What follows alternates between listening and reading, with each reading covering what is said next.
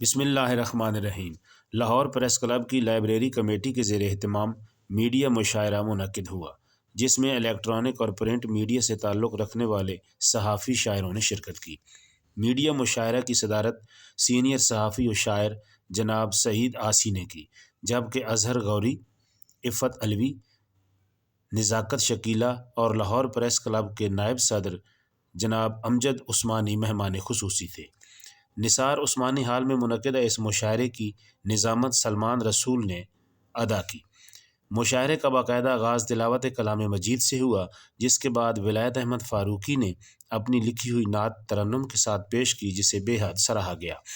مشاعرہ میں اپنا کلام سنانے والوں میں صاحب صدر جناب سعید آسی، اظہر غوری، عفت علوی، شکیلہ نزاکت، انوار قمر، بیدار سرمدی، سعید واسق، اعظم توقیر، اسلم سعیدی، ولایت احمد فاروقی، شہزاد فراموش، راشد حجازی، سلمان رسول، طارق کامران، اقبال جکھڑ، بدر سعید، آغر ندیم سحر، علامہ صدیق اظہر، علی اصغر عباس، سبطین رضا، آفتاب خان، اعجاز مرزا شامل ہیں۔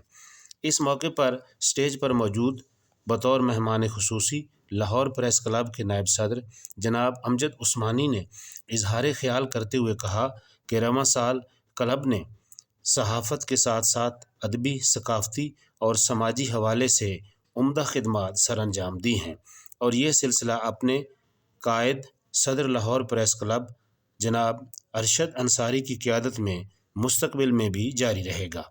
انہوں نے کہا کہ خوبصورت میڈیا مشاعرہ منعقد کروانے پر لائبریری کمیٹی مبارکباد کی مستحق ہے۔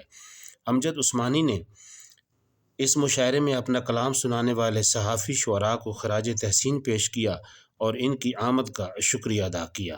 پاکستان پائندہ باد۔